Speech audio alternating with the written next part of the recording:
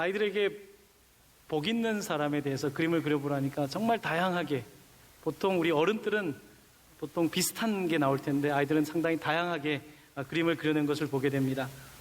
오늘 여러분들과 함께 나눈 팔복이라는 말은 현대의 말로 하면 행복이라고 말할 수 있습니다.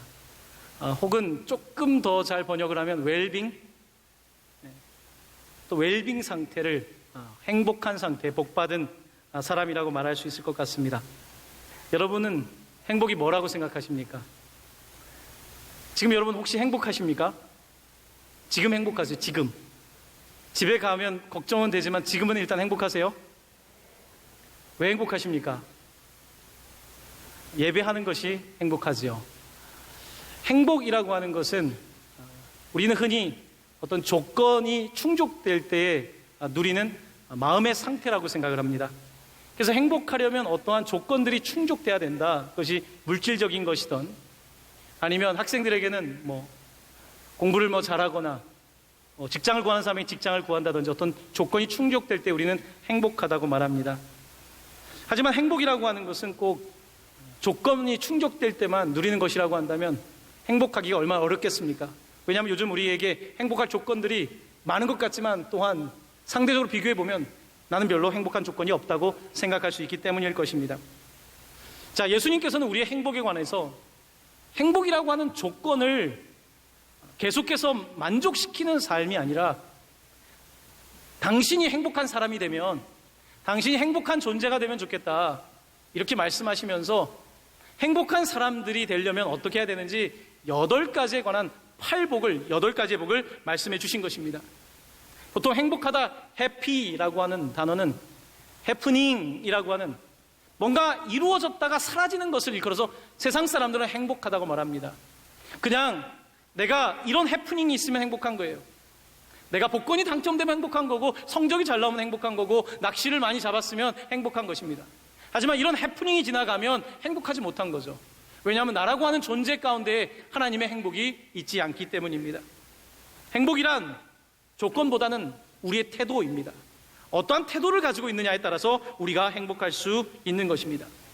자, 오늘 예수님께서는 이 팔복에 관하여 말씀하시는데요, 팔복을 이해하기 위해서는 먼저 산상수훈이라는 말을 아셔야 합니다. 산상수훈, 무슨 뜻일까요? 산상, 산 위에서 가르쳐 주신 교훈을 일컬어서 산상수훈이라고 말합니다. 마태복음에서 5장에서부터 7장까지 3장에 걸쳐서 예수님께서 하신 모든이라는 말은 좀 그렇고요, 예수님의 가장 보석 같은 설교가 이 산상수훈에 담겨 있습니다. 산 위에서 말씀하신 내용이 첫 번째 설교로 요약되어 있습니다. 자, 그런데 마태는 왜 산상수훈을, 특별히 마태복음 이 신약 성경 전체 가운데 첫 번째 책인 이 5장에서부터 7장까지 우리에게 전해주고 있을까요? 마태는 특별히 유대인들을 염두에 두고 있습니다. 유대인들은 산하면 모세를 생각합니다. 모세가 올라가다 받았던 율법, 모세가 가르쳐 주셨던 그 율법. 근데 오늘 마태는 우리에게 전하고 있는 것입니다. 모세보다 더 높은 산에 올라가신 주님, 모세의 율법보다 더 완성적인 가르침을 주시는 주님, 그의 가르침을 우리에게 전해주면서 모세가 전해주었던 율법을 넘어선 행복, 모세가 가르쳐준 산에서의 행복보다 더 높은 차원의 행복에 관하여 말씀하시면서 이렇게 살아가는 사람이 행복하다, 행복에 관하여 선언해주고 계시는 것입니다. 자, 그런데 오늘 본문 가운데에 이 산상수훈, 산 위에서 주셨던 말씀을 들었던 그 청자는 누구였을까요? 먼저는 예수님의 제자들이 있었을 것입니다. 그리고 많은 무리들이 있었는데, 여러분 놓치지 말고 봐야 되는 것은 마태복음 5장이 시작되기 바로 2절 전에 24절에 이 산상수훈을 듣고 있는 사람들 가운데 대부분의 사람들이 이런 사람들이었다고 말씀하고 있습니다. 이렇습니다. 모든 앓는 자, 곧 각종 병에 걸려서 고통당하는 자, 귀신 들린 자, 간질하는 자, 중풍병자들. 예수님의 말씀을 들었던 사람들이 아프고 고통당하고 귀신 들리고 중풍병자들이 이 설교를 듣고 있었다는 것입니다. 그런데 예수님께서 그들에게 현재형으로 너희들이 행복하다라고 말씀하시는 거예요. 아니, 지금 환자, 죄인이라고 세상에서 고통당하고 있는 사람들에게 예수님께서 너희들이 행복하다, 저들이 행복한 게 아니라 너희들이 행복하다라고 말씀하고 있습니다. 예수님께서는 왜 이들에게 행복하다라는 말씀을 하고 계시는 것일까요? 자, 8가지의 복에 관해서 하나하나씩 조금 빠른 속도로 여러분들에게 설명을 하려고 합니다. 첫 번째입니다. 우리 첫 번째 복에 관해서 화면을 보면서 한 목소리로 봉독하겠습니다. 심령이 가난한 자는 복이 있나니 천국이 그들의 것임이요. 아멘. 자, 가난하다는 말은 아까 어떤 아이가 10원짜리 동전을 그렸는데요. 어떤 뜻일까요? 가난하다는 뜻은 없다는 뜻입니다. 부족하다는 뜻입니다. 결핍이 있다는 뜻입니다. 그럼 부요하다는 건 무슨 뜻일까요? 있다는 뜻이고요. 부족하지 않다는 뜻이고 지금 충족하다는 뜻입니다. 자, 그러면 마음이 가난하다, 심령이 가난하다는 뜻은 무슨 뜻이겠습니까? 심령이 가난하다는 의미는 나는 지금 부족합니다. 내 삶은 결핍되어 있습니다. 하나님이 아니면 나는 너무나 가난한 사람입니다. 나는 지금 당신이 필요합니다. 나는 지금 겉으로 옷을 입고 있지만 나는 벌거벗은 사람입니다. 나는 지금 집에 살고 있지만 내게 영혼의 거처가 없습니다. 나는 지금 밥을 먹고 있지만 나는 지금 목마르고 배가 고픕니다. 나는 가난한 사람입니다. 그래서 당신이 필요합니다. 하나님이 필요합니다. 바로 이런 사람에게 천국이 그들의 것이라고 말씀하고 있는 것입니다. 하나님을 의지하는 사람을 일컬어서 심령이 가난한 사람이라고 말합니다. 하지만 심령이 부요한 사람은 하나님이 필요하지 않습니다. 하나님 없이도 내 삶은 충분합니다 라고 말하는 사람이 심령이 부요한 사람입니다. 하나님께서는 심령이 가난한 사람, 하나님을 요구하고 있는 사람을 찾고 계신다는 말씀입니다. 자, 두 번째입니다. 두 번째 복에 관하여 같이 한 목소리로 봉독하겠습니다. 애통하는 자는 복이 있나니 그들이 위로를 받을 것이미요. 아멘. 아까 아이들이 애통하는 장면은 눈물 흘리는 장면으로 많이 그렸는데요. 애통이라고 하는 말은 슬프다는 뜻이겠죠. 슬프다는 뜻에서 조금 더 나가서 정말 목 놓아 우는 것처럼 슬픔 가운데에 아주 깊은 눈물을 흘리는 것을 일컬어서 애통이라고 말합니다. 왜 애통하는 사람이 복이 있을까요? 예수님은 무슨 말씀을 하고 계신 것일까요?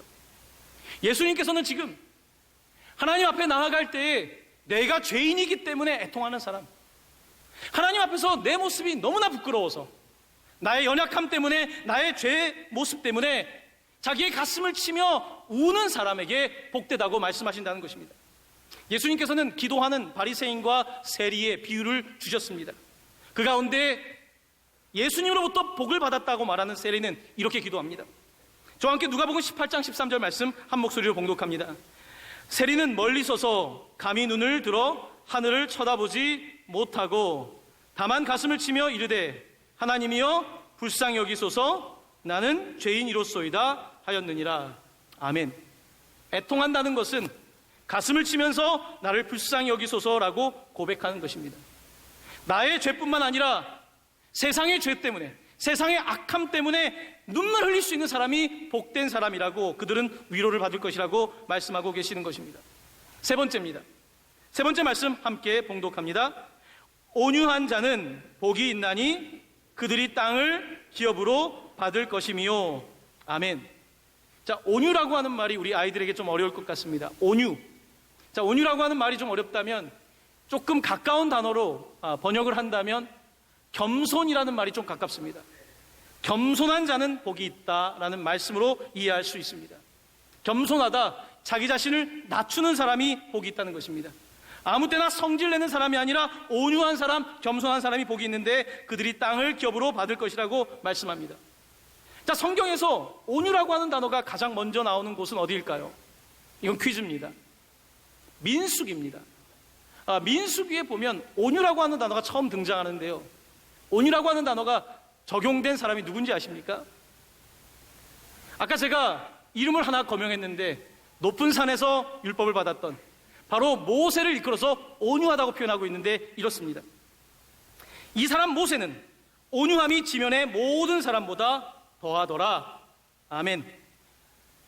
모세라는 사람이 온유했다는 거예요. 모세는 여러분 아시다시피 프린스 오브 이집트입니다. 애굽의 왕자입니다. 여러분, 어릴 때 왕자로 자라면 겸손하기가 쉽지 않습니다. 온유하기가 쉽지 않습니다.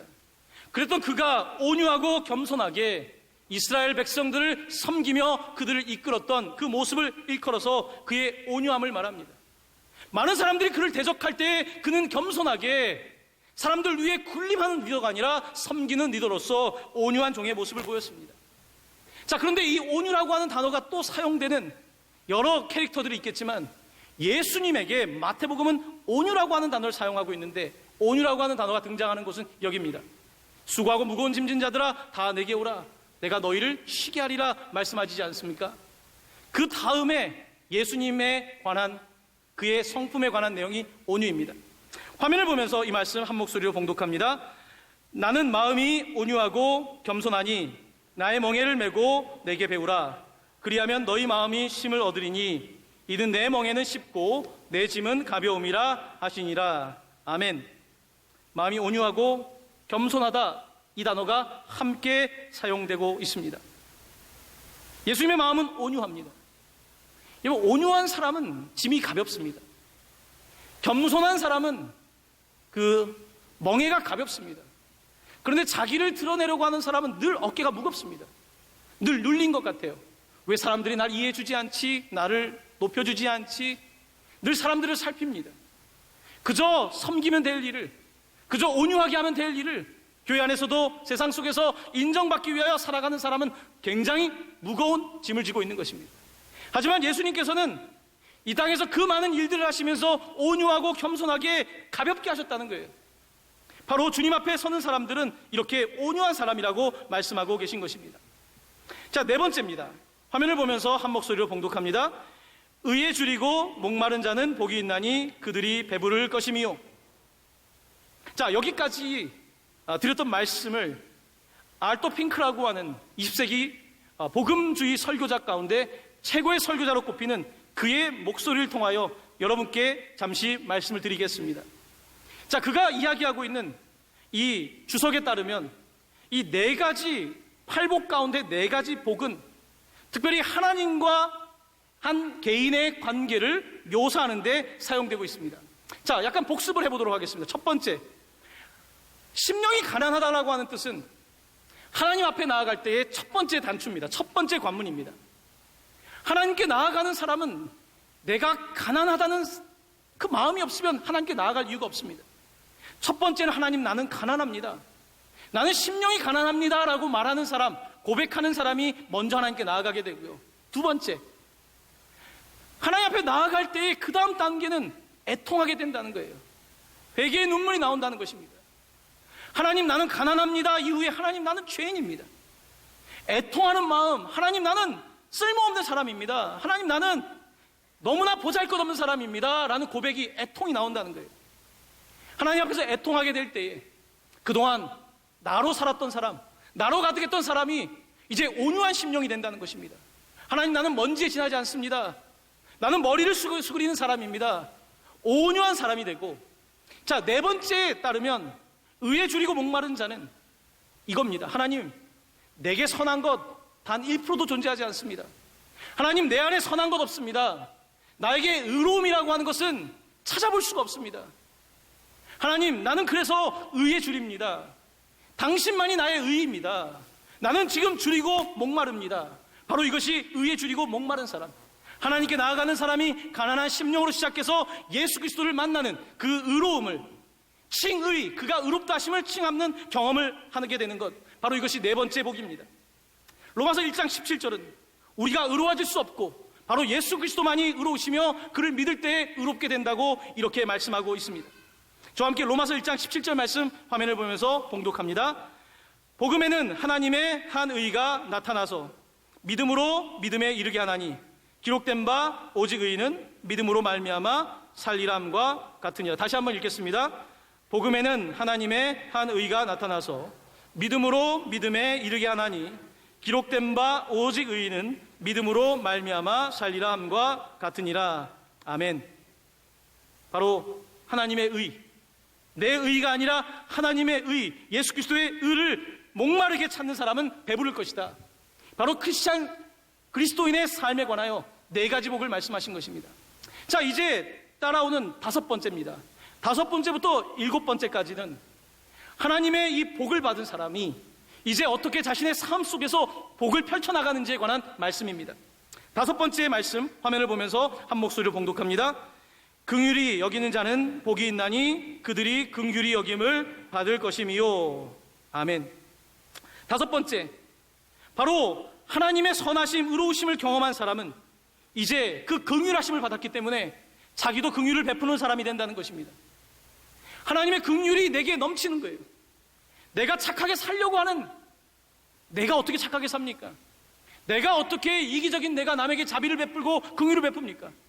그런데 하나님의 은혜로 말미암아 중생된 다시 거듭난 나의 삶 속에 이제 하나님의 은혜가 흘러넘치기 시작하는 것입니다. 그래서 긍휼이 흘러가는 거예요. 그래서 긍휼히 여기는 사람이 되는 것입니다. 내가 긍휼히 여기고 그러므로 하나님으로부터 긍휼하심을 받는다. 바로 이것이 하나님께서 말씀하시는 구원받은 사람의 삶인 것입니다. 자, 이제 여섯 번째입니다. 화면을 보면서 한 목소리로 봉독합니다. 마음이 청결한 자는 복이 있나니 그들이 하나님을 볼 것임이요. 아멘. 여섯 번째는 마음이 청결한 사람입니다. 예수 믿고 달라지는 것, 마음이 청결해지는 것, 마음이 순수, 퓨어해지는 것, 그리고 하나님을 보는 것이라고 말하고 있습니다. 예수 믿기 전에는 쉽게 이야기하면 마치 미세먼지가 낀 것처럼 뿌연 하늘처럼 그런 세상을 살았습니다. 끊임없이 내 욕망의 구름들과 끊임없이 내 감정의 이 먼지들 속에서 살아가던 인생이 예수 그리스도로 인하여 구원을 받고 나니까 마치 대관령 목장 위에 구름 한 점 없는 아름다운 맑은 하늘이 보이는 것처럼 이제 하나님을 보게 된다는 것입니다. 지금까지 복잡했던 마음들이 싱글 하트, 일심으로 하나의 마음이 된다는 것입니다. 복잡했던 세상사, 이제 그런 것들이 아니라 아주 단순해지고 심플한 삶, 하나님께서 약속하신 심플한 삶, 동기가 순수해지고 사람이 자꾸 악을 계획하고 거짓에 거짓을 대는 것이 아니라 단순하게, 심플하게, 퓨어하게, 순수하게 살아감으로 말미암아 하나님을 본다는 것입니다. 바로 이것이 예수 믿는 사람들이 복받은 그 삶을 살아가는 삶의 현장인 것입니다. 마지막 일곱 번째, 여덟 번째 가운데 일곱 번째, 화면을 보면서 함께 봉독합니다. 화평하게 하는 자는 복이 있나니 그들이 하나님의 아들이라 일컬음을 받을 것이며. 자, 이제 계속해서 단계가 나아갑니다. 일곱 번째는 상당히 높은 단계입니다. 화평하게 하는 자, peacemaker, 평화를 만드는 사람. 여러분 다 평화를 좋아하지 않습니까? 하지만 평화를 만드는 것은 평화를 좋아하는 것과 다릅니다. 다 평화를 좋아하죠. 하지만 평화를 만들기 위해서는 대가를 치러야 되지 않습니까? 예수님께서 하나님과 우리 사이에 평화하지 못할 때, 화평하지 못할 때, 우리가 아직 죄인 되었을 때에 그가 십자가의 죽으심으로 말미암아 peacemaker, 평화를 만들어주지 않았습니까? 바로 예수 그리스도를 통하여 은혜를 받고 구원을 받은 사람들은 peacemaker가 된다는 것입니다. 평화를 만드는 사람, 세상에 나아가 평화를 만드는 십자가의 사도가 된다. 바로 이것이 복이다라고 말씀합니다. 자, 그런데 이런 복을 누리는 사람은 마지막 어쩌면 원치 않는 결과를 당할 수도 있다고 말씀하고 있습니다. 하지만 그것이 복되다고 말씀합니다. 여덟 번째 복에 관하여 화면을 보면서 봉독합니다. 의를 위하여 박해를 받는 자는 복이 있나니 천국이 그들의 것임이라. 아멘. 마지막에는 박해를 받는 사람이 복이 있다고 말합니다. 평화를 만들기 위해서, 의를 위해서, 예수 그리스도의 그 의, 정의를 위해서, 공의를 위해서 박해를 받는 사람은 복이 있다 라고 말씀하십니다. 자, 예수님은 오늘 이렇게 8가지 복에 관하여 말씀하십니다.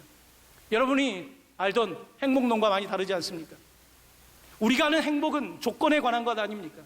세상에 많이 나와 있는 서적들은 이렇게 하면 행복한다고, 자존감을 높이면 심리적인 행복을 누릴 것이고, 이렇게 진취적으로 살아가면 행복할 것이고, 남들이 갖는 이런 것들 다 누리면 행복할 거라고 말하지 않습니까? 하지만 예수님께서는 그렇게 말씀하지 않습니다. 여러분 다시 기억하셔야 합니다. 지금 예수님에게 이 설교를 듣고 있는 사람은 지금 여기 다양한 분들이 계신데요. 병자, 죄인, 귀신 들린 사람, 중풍병자, 간질하는 사람, 당시에 가장 천대받는 사람들이 이 말씀을 듣는 산 위에 가득합니다. 예수님이 그들에게 말씀하십니다. 당신들은 행복합니다. 왜요? 당신들은 마음이 가난하기 때문에. 저기 있는 사람들은 나를 필요로 하지 않고 하나님을 필요로 하지 않고 부자라고 생각하는데, 당신들은 마음이 가난하기 때문에 하나님을 구하지 않습니까? 당신은 복된 사람입니다. 여기 있는 사람들은 죄인이라는 생각에 빠져 있었어요. 나는 죄 때문에 몸이 아프고, 나는 이렇게 귀신 들린 것도 죄 때문이라고 생각하는 그들에게, 나는 죄인이라고 가슴을 치는 그들에게 예수님 말씀하십니다. 여러분이 복받은 사람입니다. 왜냐하면 저 사람들은 눈물의 의미를 모릅니다. 죄를 졌지만 내가 죄인이라고 말하지 않아요. 그렇게 다른 사람을 힘들겠지만 죄인이라고 말하지 않아요. 하지만 당신들은 내가 죄인이라고 말하고 있지 않습니까? 그래서 애통해하지 않습니까? 가슴을 치고 있지 않습니까? 그러니까 당신들이 복받은 사람입니다.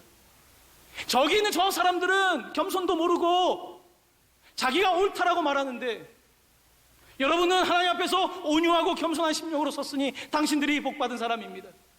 자기의 의로움을 말하지 않고 내게는 선한 것 하나 없습니다, 당신만이 선합니다, 당신만이 의로우십니다, 나는 그 의에 관하여 목마르고 배고픕니다 라고 말하는 당신들이 복받은 사람입니다. 그리고 저들이 아니라 당신들은 그 은혜를 받아서 은혜를 흘러가게 하니까 당신들이 복받은 사람입니다. 예수님께서는 계속해서 이들에게 말씀하고 있는 거예요. 정말로 삶의 질고와 고난을 당하고 있는 사람들에게, 그래서 당신들이 행복합니다. 오히려 당신들이 행복합니다. 저들이 행복한 것이 아니라 여러분이 행복합니다. 예수님이 말하는 복은 뭘까요? 복의 핵심은 하나님을 말하는 것입니다. 하나님을 구하는 사람이 복받은 사람입니다. 예수님은 이렇게 말씀하고 있는 것입니다. 여러분, 행복의 조건들이 많습니다. 물질, 결혼, 취업, 우리 삶 속에 많은 조건들이 있는데, 이 조건들보다 더 복의 근원이 있는데, 바로 그것이 우리가 믿는 하나님 아버지이십니다. 우리는 그를 일컬어 복이라고 말합니다. 그리고 예수님께서는 복받은 사람들, 왜냐하면 당신들은 하나님을 찾고 있기 때문에. 사랑하는 성도 여러분, 하나님을 찾으시길 바랍니다. 하나님을 찾는 사람이 복받은 것입니다. 하나님을 구하는 사람이 복받는 것입니다. 하나님을 예배하는 사람은 이미 복을 받은 것입니다. 내가 여기 와서 오늘 기도하면서 하나님, 내가 이것도 잘 되고 저것도 잘 되고, 이것도 복이겠죠. 근데 이거는요, 작은 복입니다. 내가 잘 되는 것, 이건 작은 복이에요. 이것보다 더 큰 복은 하나님 자신이십니다. 예수님은 지금 그 말씀을 하고 있는 거예요. 아니, 이 좋은 복을 받은 사람이, 하나님이라고 하는 복을 받은 사람이 이 작은 복들에 관하여 이거 달라고 저거 달라고, 이런 복이 중요하지 않다는 것이 아니라 가장 큰 복을 받은 사람들, 바로 당신들입니다. 예수님께서 말씀하고 계시는 것입니다. 사랑하는 성도 여러분, 요즘 많은 사람들이 가지고도 불행하게 삽니다. 많은 사람들이 또 적게 가졌다고 불행하게 삽니다. 물론 정의의 문제는, 이 문제를 해결해 나아가야 하는 정치적인, 경제적인 문제가 있겠지만, 오늘 본문은 우리에게 더 중요한 의미를 던져주고 있습니다. 그것은 바로 우리가 하나님을 구하기 때문에 복받은 사람이라고 말씀하고 있는 것입니다. 사랑하는 성도 여러분, 올 한 해 하나님을 구하시길 바랍니다. 하나님을 예배하시기를 바랍니다. 행복한 사람이라는 예수님의 선포를 듣고, 하나님, 나는 행복한 사람입니다. 우리 하나님으로 행복한 사람입니다. 주님만으로 행복한 사람입니다. 이렇게 선포하면서 여러분의 인생을 살아갈 때 여러분에게 새하늘과 새 땅이 열리고 새롭게 되는 그 은혜를 따라 올 한 해가 여러분에게 가장 특별한 한 해가 되기를 예수님의 이름으로 간절히 축원합니다. 아멘.